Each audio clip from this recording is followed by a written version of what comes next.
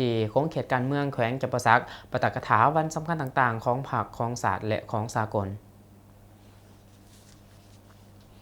วันที่1กรกฎาคมนี้10ภาคส่วนของเขตการเมืองของแขวงจำปาสักก็คือห้องว่าการแขวงคณะจัดตั้งแขวง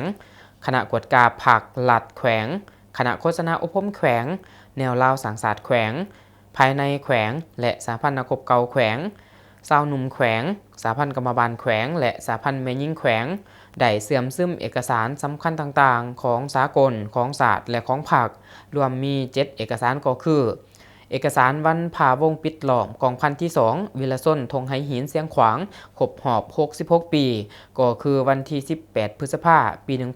1959หาวันที่18พฤษภาคมปี2025เอกสารวีรกรรมตนคุกอย่างมหัศจรรย์ของบรรดาผู้นำของพรรคและแนวราวหักศาสตร์ครบรอบ65ปี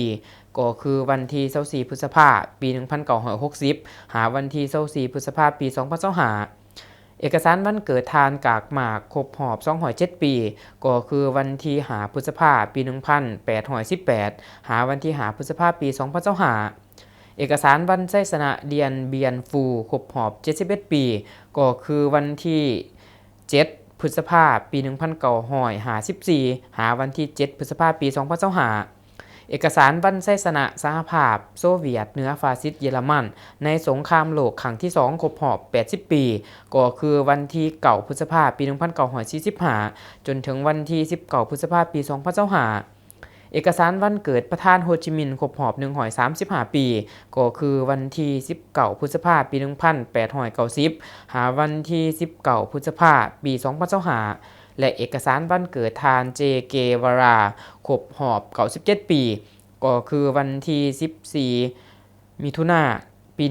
1928จนถึงวันที่14มิถุนายนปี2025